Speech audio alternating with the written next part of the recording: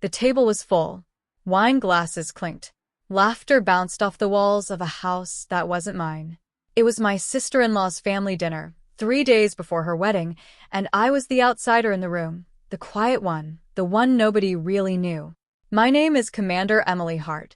I've served in the United States Navy for 14 years. But at that table, none of that mattered. To them, I was just the brother's wife. The woman who showed up in a plain blazer instead of a designer dress. The one who didn't laugh loud enough at the jokes.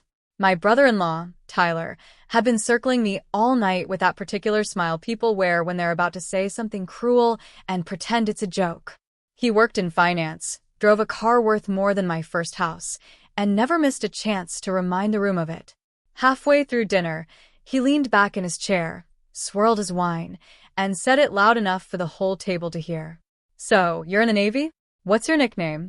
The table went quiet in that particular way rooms go quiet when everyone smells a joke coming. Someone chuckled already, before I'd even answered. Tyler's smirk widened. He expected something soft. Something forgettable. Maybe he wanted me to say nothing so he could laugh and say, "Of course you don't have one." I set my fork down. I looked at him calmly. "Mad dog," I said. And that's when everything in that room changed. At the far end of the table sat the groom's uncle, a quiet older man named Frank, who hadn't said more than 10 words all evening. He was retired, silver-haired, the kind of man who fades into the background at family events. Nobody at that table had paid him much attention all night. But when I said those 2 words, "mad dog," his wine glass stopped halfway to his lips. He didn't drink. He didn't move. His eyes locked onto me like he'd just seen a ghost walk through the door. The room noticed. Conversations died one by one until the only sound left was the soft hum of the air conditioner. Frank slowly set his glass down. His hand trembled slightly. He looked at Tyler, and for the first time all night, his voice wasn't quiet anymore. "Apologize," he said. "Now." Tyler blinked, caught completely off guard. "What?" "It's just a nickname. Uncle Frank, relax." "You have no idea what you just said." Frank cut in, his voice shaking with something between anger and disbelief. "Do you understand what that call sign means? Do you understand who carries that name?"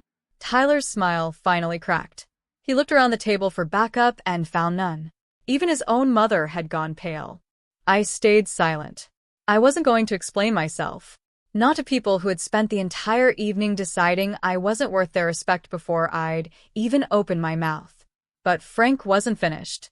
He turned to the rest of the family, his voice rising. 40 years ago, I served with a search and rescue pilot who went by that same call sign. She flew into conditions no one else would fly into. She pulled 6 of my brothers out of the water during a storm that should have killed all of us. That name isn't a joke. That name is earned in blood and fire. And you, he pointed at Tyler, just used it to try and embarrass a woman you don't know the first thing about. Here's what nobody at that table knew, because nobody had ever bothered to ask. I didn't just serve in the Navy. I flew combat search and rescue missions. The call sign, Mad Dog, wasn't handed to me casually. It was earned during a mission in rough seas, pulling 2 downed pilots out of freezing water while enemy fire lit up the night sky. My squadron gave me that name because I refused to turn back, no matter how bad the conditions got. But for 3 years, at every family gathering, I had been introduced simply as Tyler's brother's wife. Not commander. Not pilot. Not someone who had a chest full of ribbons locked away in a drawer at home, because I never saw the point of bringing it up to people who had already decided who I was. My husband, sitting beside me, reached for my hand under the table. He knew. He'd always known. But he also knew I never wanted to use my service as a weapon in family arguments. I wanted to be accepted for who I was without needing a uniform to prove it. Except tonight, the uniform had walked into the room without me even wearing it. And it had done something my silence never could. It had made the room finally listen. Tyler's face had gone from smug to sickly pale in under a minute. He opened his mouth twice, trying to find something to say, and closed it both times. His mother, my sister-in-law's mother, finally broke the silence. "Emily, is this true? You were a pilot?" I nodded once. 14 years of service. 2 combat deployments. Search and rescue is what I did before I moved into training command. I kept my voice even, not proud, not angry, just fact. Tyler cleared his throat, forcing out the words like they physically hurt him. I'm sorry. I didn't know. I looked at him for a long moment before answering. That's the problem, Tyler. You didn't need to know. You just needed to not assume I was nothing before you opened your mouth. The table sat in stunned silence. Frank nodded slowly beside me, like he'd been waiting years for someone to say exactly that. But here's the thing about people like Tyler. An apology forced out in front of an audience rarely comes from real understanding. It comes from embarrassment. And embarrassed people don't always change. Sometimes they just get quieter about their disrespect, waiting for the next chance to bring it back when no one important is watching. I saw it in his eyes even as he apologized, that flicker of resentment, like he blamed me for making him look small in front of his family, instead of blaming himself for trying to make me look small first. I didn't say anything else. I didn't need to defend myself further or explain every mission, every scar, every night I spent training junior pilots how to fly rescue routes in conditions that would terrify most people. That wasn't the point of the evening, and it wasn't a story I owed to a room full of people who had never once asked who I really was.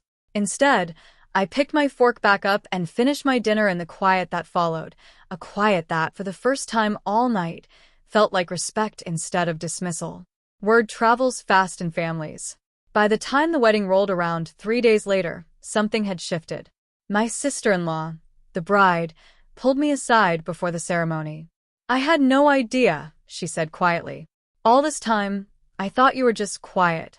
I never thought to ask why. Most people don't, I told her. They see a woman who doesn't talk about herself and assume there's nothing to talk about. She hugged me, and for the first time in 3 years, it felt genuine instead of polite. At the reception, Frank found me again. He didn't say much, just raised his glass toward me from across the room, a silent salute between two people who understood something the rest of the table never would. I raised mine back. Tyler kept his distance for the rest of the night. He didn't apologize again, and he didn't need to. His silence said enough. Some people learn respect through humility. Others learn it through humiliation. Either way, the lesson landed. I want to be honest about something. I didn't walk into that dinner planning to prove anything. I wasn't looking for a moment where an old veteran would stand up and defend my honor.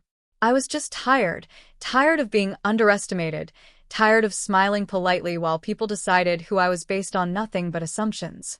The real victory wasn't watching Tyler turn pale. It wasn't the apology, forced and hollow as it was. The real victory was realizing I didn't need his validation or his family's approval to know exactly who I was and what I had given for this country. Frank's words stayed with me long after that dinner ended. He hadn't just corrected Tyler. He had reminded an entire table of people that respect isn't something you extend only to the loudest voice or the most expensive suit in the room. Sometimes the quietest person at the table has carried more weight, faced more danger, and earned more honor than anyone realizes. There's a lesson in this story that goes beyond one dinner table and one smug brother-in-law. So many of us walk through life being underestimated by coworkers, by family, by strangers who take one look and decide they already know our worth. And so many of us stay quiet about our own achievements because we don't want to seem like we're bragging or because we simply don't think it should matter. But sometimes, the truth comes out in a single sentence. Sometimes, all it takes is 2 words at a dinner table to remind an entire room that everyone carries a story you know nothing about. Before you mock someone for what you assume they haven't done, remember this. You never really know who's sitting across the table from you. You don't know what they've survived, what they've sacrificed, or what quiet strength they've been carrying long before they ever sat down to dinner with you.